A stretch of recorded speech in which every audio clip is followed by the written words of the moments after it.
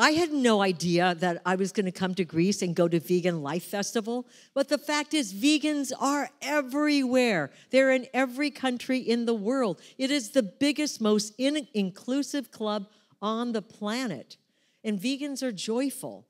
And so it doesn't matter where you travel. If you're lonely, you can join a vegan club.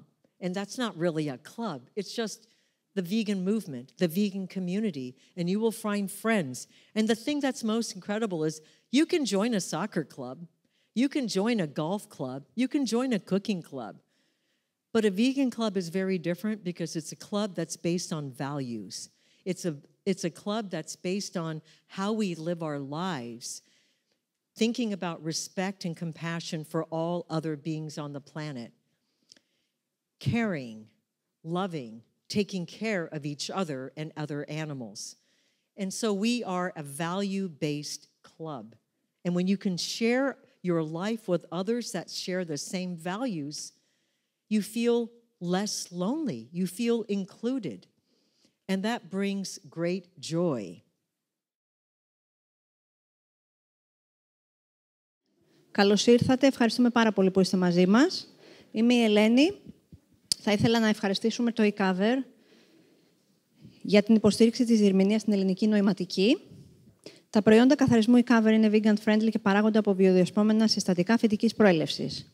Η ομιλία που θα ακούσουμε τώρα έχει τίτλο Veganism, The Key to Happiness in the 21st Century. Την ομιλία θα την κάνει η Miyoko Schinner, η οποία είναι συγγραφέας, entrepreneur, ακτιβίστρια Culinary, ιδρύτρια του Miyokos, ιδρύτρια του Rancho Compasión και καθηγήτρια στο UC Berkeley. We are ready to hear your speech. Thank you so much. Thank you. Thank you, everybody. Thank you for having me. I mean, I have to say this is really incredible, this entire festival. I did a little cooking demo, and it got darker, and we went out into the festival, and there were so many people. I don't know how many of you have been to the United States, but no Veg Fest would be open till 11 p.m. I mean, it would be over by 6 o'clock, and by 5 o'clock, half the people would be gone. Everyone's in a hurry to get home, and the fact that everyone is still out, enjoying themselves, celebrating, I mean, that is the key to happiness. So it's pretty incredible. You guys, you have something here. So I came here for a TEDx, and then they asked me to give a talk here, so I kind of threw something together. And I think it's really important to find a way of activism that reaches people through their hearts, not just through their reasoning, not just about how horrible things are for animals, and they are, and you have to communicate that, but how to communicate to them that their own lives can become better and richer because of veganism. And veganism can be the key to happiness in our very, very confused time. Just to let you know who these people are up here, that is Angel, the cow in the back, and her best friend, Echo, the goose. And that's my daughter holding Echo. And they live at Rancho Compasión, the farmed animal sanctuary. So I figure I'm in Greece. Well, I'm making a statement, right? Veganism is the key to happiness. And if I were to be at the ancient Agora, and I happened to chance upon Socrates, and I were to say to him, so Socrates, is veganism the answer to happiness in the 21st century? Well, what would he say?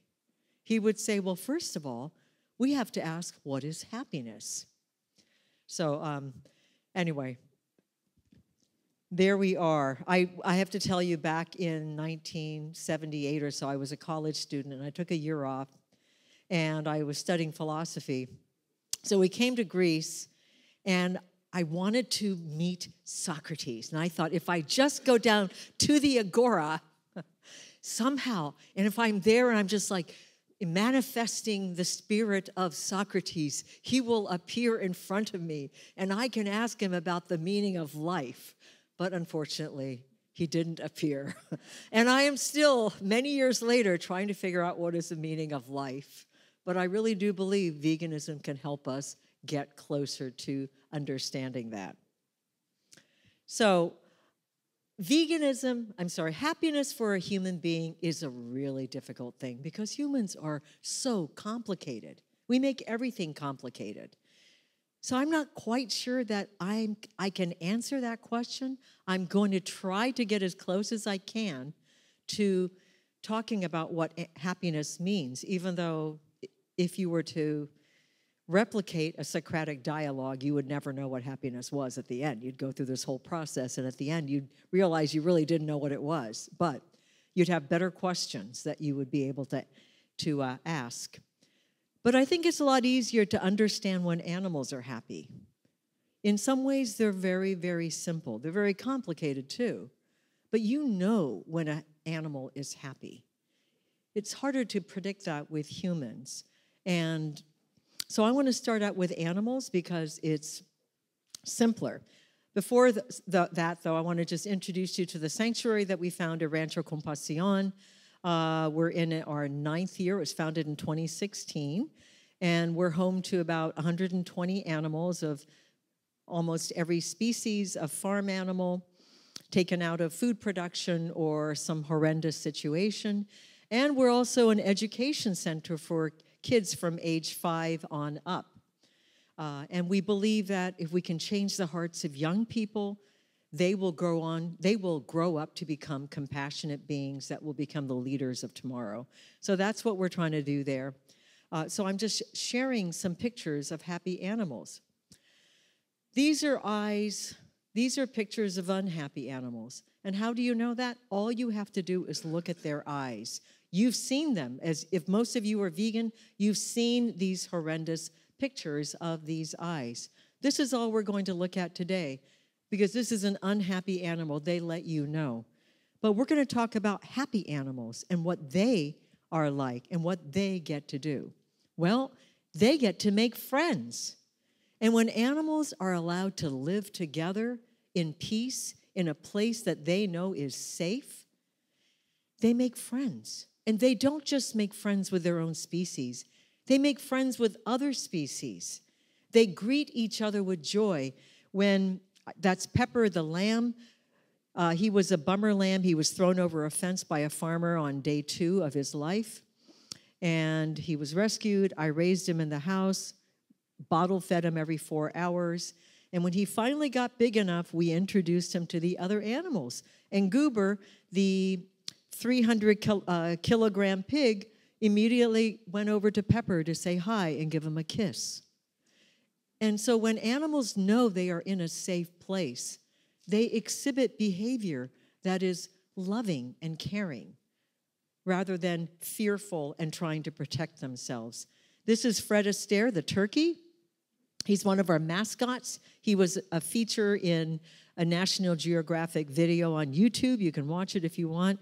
But Fred Astaire just loves kids, and he will strut his stuff all around them. And so he just loves it when people come, because he gets to hang out with them and show them what a magnificent bird he is. And this is Goober again, and Goober has 2 friends that are not his species. Goober is a pig, and among his best friends are Ricky and Lucy, 2 donkeys. Because they know they're in a safe place, they can make friends not just of their own species, but they see each animal as an individual. And that's what humans cannot understand about these animals. We just see a bunch of pigs, or we see a flock of sheep, and we think they're all the same. And they're not. I'm looking at a group of humans here. Are you all the same? You're all individuals with different personalities, different abilities, different likes, different tastes. Some of you are gregarious and talkative. Some of you are quiet and shy. Everyone is different. And so these animals, when they're living together in harmony, they find their best friends. And it's interesting how these interspecies relationships begin. This is Felix, the sheep, meeting my dogs, Koan and Katie, and they're just kind of getting to know each other. I have 2 dogs that I live with who sort of protect all the animals. We never told them that they had to protect the animals, but they figured it out. And here's Gamber the pig, and she's getting a belly rub from students. So a friend could be a human being as well, too.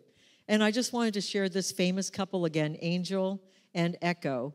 Echo the goose believes that he is the royal guardsman for Angel the cow. And he protects her. He goes around her, and if you're a stranger and you approach Angel the cow, Echo will come at you like this with his neck stuck out because he has to protect his queen, Angel. When animals are given freedom to express themselves and they are in a safe place, they become very playful, and you get to witness that. So that's my other daughter there playing with Rufus and Reggie. There's Sugar and Spice on a teeter-totter. They climb trees. They have fun. They play tricks on people sometimes, and they think it's funny. But they get to have fun, and that's something that animals in confinement never get to do. They get to go on trips sometimes. And as animal caretakers, we take sometimes our most disabled animals on trips. This is Gordito, a rooster who had a bad leg, and he got to a point where he had to live inside the house. And on one trip, I was going on a little vacation with my daughters and my dogs, and we realized we couldn't leave Gordito home. So we took him with us. And he sat in the car, and he was so excited, looking all around. We carried him everywhere. We took him to the beach. We took him to restaurants. And he sat on our lap, and no one said anything. They invite themselves in the house. When animals feel safe, they come inside when they want. If I leave a door open, the next thing you know, there are animals inside my house because they want to connect. I mean, it's amazing when animals are safe, they want to connect with you. They don't want to be alone. They're not trying to get away from you. They actually want to know you because they trust you. And you're not just a source of food, you're a source of love, friendship, energy. So they try to find themselves in the house, and they won't leave unless you show them the door. So, like, I have to, it's an effort to get them to leave. I would let them be in the house except for the peeing and pooping. I just can't control that. So here's some more. There's 2 lambs sitting on the dog beds. Fred Astaire, the turkey, helped himself into the house. He's getting very, very old, and I don't know that he has much longer to live, so he doesn't come into the house as much. But oftentimes I'll get up and right outside my bathroom door, Angel the cow is standing there, or there's a goat on my deck wanting to get in, and it's they want to say hi, and they really do like you. So you know that these animals are happy. You can see it in their behavior. You can see it in their eyes. But are we happy? Are humans happy? We live in this increasingly disconnected world where we are on our phones, on our digital devices more than ever. This one picture of this couple just says it all. I remember when I had both my daughters in the car one time, and they had friends in the back of the car, and they're all on their phone. They're not talking to each other. I see that less here in Greece and in certain Mediterranean countries. It seems like people are more connected. But in the United States and many parts of the world, there is a growing disconnectedness and reliance on finding some sort of connection digitally. And it's really, really sad because human society is beginning to fall apart. So how can we establish connection? How can we establish happiness? How can we not be confused? So I think there might be 4 pillars of happiness. This is the modern Socratic speech. It's not a true inquiry into happiness, but I'm going to try to boil it down into 4 components to show why veganism is the key to happiness. Pillar number 1 is health, of course. Everyone talks about health. I had an interesting conversation when I did my cooking demo today. I asked everybody, why are you vegan? Why are most people in Greece vegan? And the answer I got was ethics. That is not the reason for people choosing veganism in the United States. Most people choose veganism because they think it's healthy. And because of that, they don't like to use the word vegan. There is a growing trend in the United States to avoid the word vegan and to use plant-based so that you don't scare people, because they say that if you talk about animals, animal rights, you're going to scare people away. You're too much of an activist. So let's tone it down and let's focus on health, because that's the single biggest reason to become a vegan. And this is what people say in the United States. But, you know, I really, really wonder about that. And the reason is, when we talk about health, whose health are we talking about? Are we only talking about our personal health? But what happens if I'm healthy, but the world is not? What if the planet is burning up because of human activity? What if animals are suffering and unhealthy because we tend to abuse them? Then is my health that important? Is my health the only health that I should be thinking about? So I think it's really important to ask, whose health, and what can we do to create a world where everything, our ecosystem, not just us, but animals in our ecosystem, are all healthy. So it turns out there is a new diet now that's being promoted called the planetary diet. And it's about, if you eat foods that are environmentally healthy, which is basically plant-based foods, although the planetary diet allows you to eat a little bit of fish or dairy once in a while, but it's predominantly a Mediterranean plant-forward diet. They say that a planetary diet, or what's good for the planet, is actually good for your health. So that is a very valid reason to get people to transition if they're not as open to animal rights or ethics. So a study in the United States that involved 30,000 people, I think it was done by Harvard, showed that over a 30-year period, there was a 30% lower chance of death overall if you were eating a diet that was low in meat and eggs and dairy and high in all of these plants. Now, 80% of the Amazon's deforestation is due to cattle grazing. And that cattle happens to be mostly being shipped over to the United States. So America, I'm sorry, but there's a lot of things you got to get right. I'm talking to the country that I live in. 50% of the entire global landmass is dedicated to animal agriculture. It's about 45%, but it's 50% in the United States. Now, there is a movement in the United States called regenerative agriculture. Are any of you familiar with that? A handful of you. So it's about, how do we create healthy soil, healthy ecosystems by using cattle. And so now there is a movement there to grow cattle, to grow animals, in order to create healthy soils. And what that means is they're no longer in CAFOs, in concentrated animal feed operations. They're not in confinement anymore. They're out on, they're free ranging. But there was an analysis done on how much land would be needed if the 100 million cows in the United States, we have 100 million cows. That's 1/3 of a cow for every man and woman in the United States.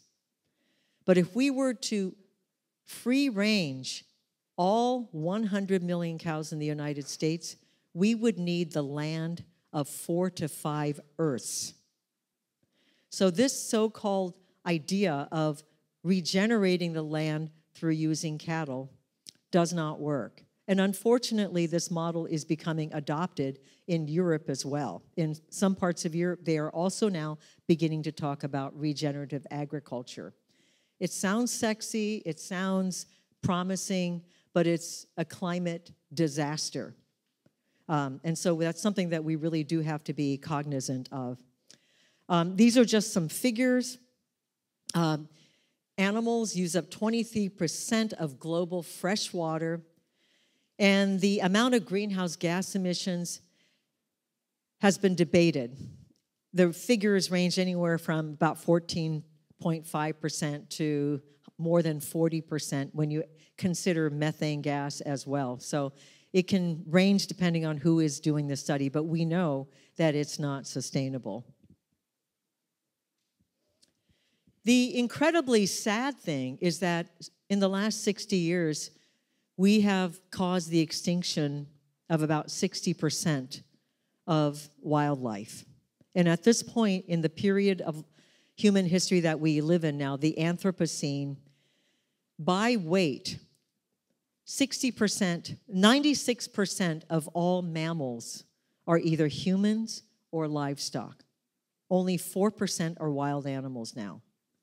In terms of birds, 70% are basically poultry for food production, and 30% are wild. So we have done a really, really great job of ensuring that we're alive, but no wildlife is. But the problem is, of course, our health depends on the health of wildlife. Our health depends on the health of the ecosystem. And therefore, if we want to truly be healthy, we can't be as long as we're destroying the health of the planet and animals. In other words, what's good for the planet is good for your health, and it makes you a climate hero. So if you can be a climate hero by being vegan, that is something you can wake up and feel good about. And that is one of the pillars of happiness. Because if you can wake up every single morning knowing that you are a superhero, wouldn't you feel good about that? Yes. All right, community.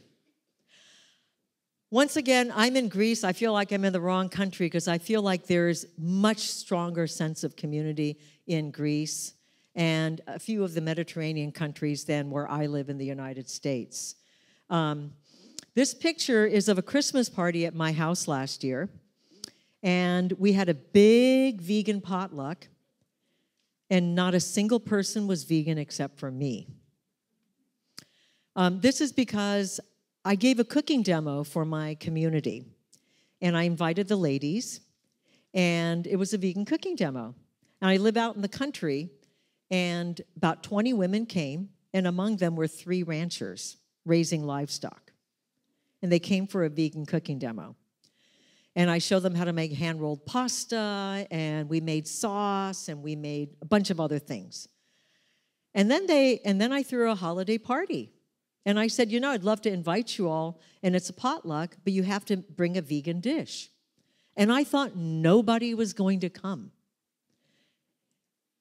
Over 30 people came, and they all brought vegan dishes. And they told me we had so much fun searching the internet for recipes, or I didn't realize that the dish I had been making for my family was vegan. Or, I got this recipe from this website or this book or whatever. And the food was so delicious. And there was such a strong sense of community because we talked about veganism over food. And we let everyone create a dish that made the event special. It wasn't just me feeding them, but they all realized that they were also incredibly powerful in contributing to a delicious evening. And we created this community because of that. I still see them. They are open to the idea of veganism now in a way that they weren't before. And so one of the most powerful things you can do is create your own community over food, not by preaching, but simply by having parties and maybe serving the food initially, but then inviting them to bring theirs. So this is a graph on loneliness. And there are more and more people that are becoming lonely all over the world. I actually saw a graph that Greece, apparently, people over the age of 65 in Greece are the loneliest in the world. The rate of loneliness for people over 65, I think it's like 60% or something like that. I can't remember. Incredibly high. In the United States, by age group, it seems to go down. I don't understand why. But as you can see, the younger people are incredibly lonely.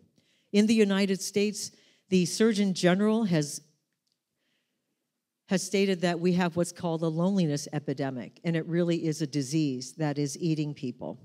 We have higher rates of suicide than ever, and we have a huge amount of loneliness that is just tearing families apart and driving students to commit horrendous crimes. I believe a lot of the crimes that are in America have to do with the fact that people feel so isolated and so lonely. So how can we combat that? And what does this have to do with veganism? Now, you also know about the blue zones, because you have a blue zone right here in Greece. And one of the key components of the blue zone, which is where people, how many of you don't know about the blue zone? Anyone here? A handful, okay, a couple of people. Blue zone is an area where you have a higher than average rate of people who live over 100 years old, centenarians. And so Greece has a blue zone. There's 5 in the world. One's in Japan, one's Sardinia. There's 2 Mediterranean countries. One is in Costa Rica. And then California has a city called Loma Linda, which is a vegetarian town. And so these are the 5 countries in the world, or 5 areas of the world where people live the longest. And one of the most important things of the blue zone is what they call a moai, which is a word from Okinawa, Japan, which means community. And one of the key components of a blue zone, of course, has to do with diet, and it's mostly plant-based.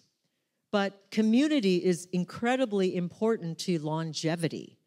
The lonelier you are, the younger you are going to die. So forming a community and forming strong bonds with people, having friends, keeping family, participating in those activities, not being so busy that you can't be with them, incredibly important in longevity. So I want to invite all of you who aren't vegan. Who's not vegan here? Anyone here? Well, guess what? I want to invite you to join Vegan Club. And you know what? Membership is free. You don't have to pay anything for it. You get to join, and it's fun, and you get a free T-shirt, too. But, okay, I'm just joking about the T-shirt part. We can make it happen, absolutely. Okay. So, you know, I have this tattoo here, just in case you're wondering. If anyone is curious whether or not I'm vegan, this kind of says it all.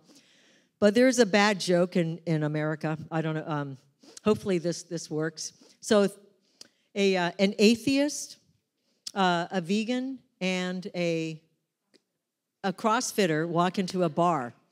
How do you know? They tell you. So that's the thing about vegans, is that they're always going to let you know that they're vegan. And it's the biggest club in the world, and that's what I'm talking about. Look, I had no idea that I was going to come to Greece and go to Veganlife Festival, but the fact is vegans are everywhere. They're in every country in the world. It is the biggest, most inclusive club on the planet, and vegans are joyful. And so it doesn't matter where you travel. If you're lonely, you can join a vegan club. And that's not really a club. It's just the vegan movement, the vegan community, and you will find friends. And the thing that's most incredible is you can join a soccer club, you can join a golf club, you can join a cooking club. But a vegan club is very different because it's a club that's based on values. It's a club that's based on how we live our lives, thinking about respect and compassion for all other beings on the planet, caring, loving, taking care of each other and other animals. And so we are a value-based club. And when you can share your life with others that share the same values, you feel less lonely. You feel included. And that brings great joy. Let's see. So, and remember, we need all of our voices. Oftentimes we feel so small because our one voice can't count. But by expanding the vegan community around the world, our voices get bigger and louder, and awareness reaches all. The first step to making any change in any movement is to create awareness. We can't do it as individuals, but we can do it as a community. No social justice issue in the world has ever been achieved without activism. And activism was always grassroots, and it was always based in individuals coming together and fighting for something. You know, I talk about this all the time, whether it's slavery. Slavery is considered wrong today, but it wasn't considered wrong 500 years ago or 1,000 years ago. It was normal. But people banded together. The civil rights movement in the United States, what's going on in Gaza right now. Awareness is what creates progress for social justice. So all of our individual voices coming together and talking about animals and expanding that so it's intersectional, so it includes human beings as well, whether it's workers' rights or people that are suffering injustices. This can be the biggest social justice movement in the history of humankind, and we need all of us to participate in it. So every heart contributes to creating a compassionate world, and that is what we are all doing. So spread the word, and you will enhance the beauty of the world. Purpose. This is a little quote from Pablo Picasso. The meaning of life is to find your gift. The purpose of life is to give it away. How many of you are looking for purpose or the meaning of your particular life? It's very normal. I mean, most of us go through life wondering, why am I here? And, you know, we may not ever know. That's what Socrates said we need to be asking. What is the meaning of life? But also, what is the meaning of my life? Why am I here? And we don't, sometimes it takes decades. And maybe it's the moment before you die when you finally understand. We don't know that. However, right now, 58% of young people feel they have no purpose. And there's a lot of people who are asking on a regular basis, why am I here? What is the purpose of my life? I think for most of human history, you were born into a certain family that had, I don't know, you were born into a farming family, or you were born into a blacksmith family, or you're born into some sort of family and you did the family tradition, and that was your purpose and you didn't question it. But today we have something called freedom. And the problem with freedom is that you no longer know what your life purpose is. And so many people, did you have a question? Are facing that, yes. Why does life have meaning? That is a question, that's an age-old question that's been asked for thousands of years, and I'm not sure I can answer that. We all have to ask, why does life have meaning? But maybe it doesn't have meaning. But the fact of the matter is, most of us have a sense, or many of us feel that our life has no meaning. And when your life feels like you have no meaning, it's hard to be happy. You feel lost, you feel confused, and you wake up without purpose. A job does not necessarily give you purpose.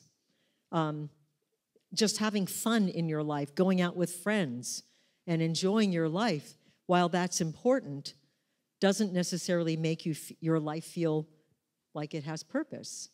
The question is, I can't answer why do we need meaning in life or what is the meaning of life, but I can say that a lot of people feel empty and are trying to figure out, how can I feel more fulfilled?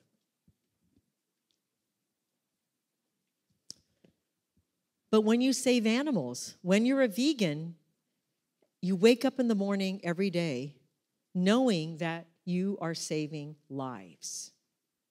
And that is incredibly powerful. You're not just living for yourself. You're not in just the pursuit of hedonistic ventures. You're not just waking up every morning going, what can I do today to have fun? But you know that with every single meal, when you take animals off the table, you are helping an animal live. You are reducing the consumer demand for animals, which means that the more people that do that, the fewer animals will be raised for consumption. And that's incredibly powerful.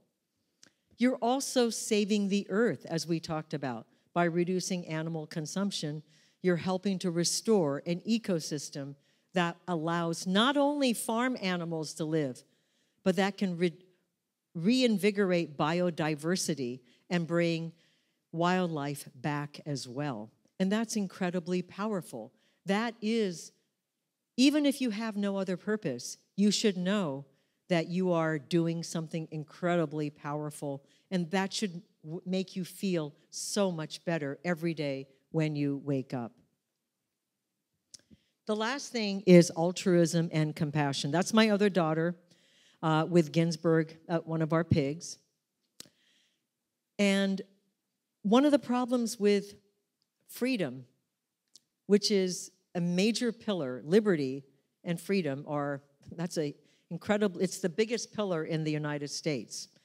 Everyone feels that they are entitled to individual rights that do not have responsibilities. But the more freedom you have, and in the modern age, we have increasing amounts of freedom because the idea of liberty and justice for all is spreading throughout the world. And so we don't just question, it's not just about justice for all peoples. We talk about our own individual, what's just for us, what makes us feel free. The more freedom we have, the more responsibility we have. And what we found is that just because you have liberty and freedom doesn't make you a happy person. Just because you can get up and do whatever you want, you can still go to bed every single night feeling just as empty because you didn't give anything to anybody else. So this is Matthew Richaud, who is a French Buddhist monk. And those electrodes they put on his brain measured his gamma waves. And apparently his gamma waves are just like off the charts. He is apparently the happiest man on earth because they test these gamma waves all the time, and his gamma waves are just way out there. What do you think his diet is? He's a vegan. Yes, he is a vegan. And this is a quote by Dalai Lama. If one wishes to make others happy, be compassionate. If one wishes to be happy, be compassionate. And Matthew Richaud says the same thing. He says, the key to happiness is showing compassion to others. The key to happiness is not causing harm. The key to happiness is caring about somebody else.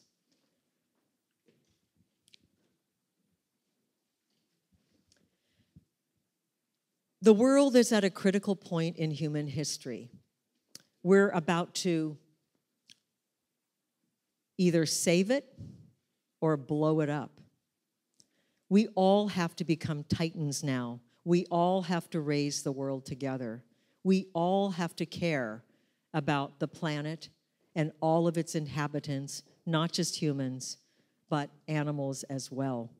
This is the key to happiness. The key to happiness is becoming powerful.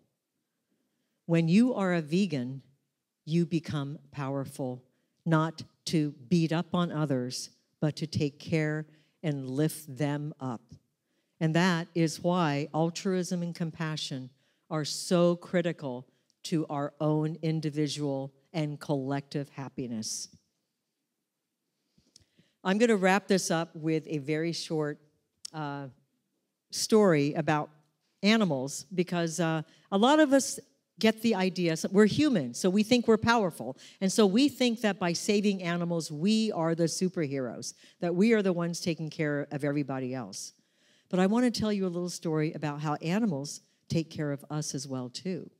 So the brown goat that you see, the brown goat that is on my daughter's bed is named Madeline. And a couple of you may have heard this story before. But Madeline got very, very sick one time. And we thought she was going to die. And she was in and out of the hospital. And she was living in the house because she couldn't eat. She had this problem. And we were about to euthanize her when all of a sudden she got better. And that's a long story, but when she got better, she had to show every other person out there how strong she was, that she was back, Madeline's back. So she went back down to the ranch, and she started beating up on all the other animals, just to let them know, I'm back and I'm powerful. And she was coming down, attacking the donkeys and all of that. So anyway, one day I took the goats on a hike, and I'm up on a cliff, just standing there. I think I was on my phone. Everybody was grazing. And all of a sudden, Madeline started to attack me. And she was coming down on her, she was going, she was getting up on her hind legs and coming down on me like this, and I started screaming, and there was a cliff there, and I really thought I was going to fall down that cliff, and I thought I was going to be dead. And this went on, and she would not stop. And I started screaming and screaming and screaming, and out of the blue, these two men just showed up, and they chased Madeline away, and they saved me. It was incredible, and I lived. And those are the two men, Rufus and Reggie. They showed up out of nowhere. They chased away Madeline, and they stood by my side. And as we walked back down the hill, they stayed by my side and made sure that no harm came to me. So the fact is, when you show animals compassion, they show it right back at you.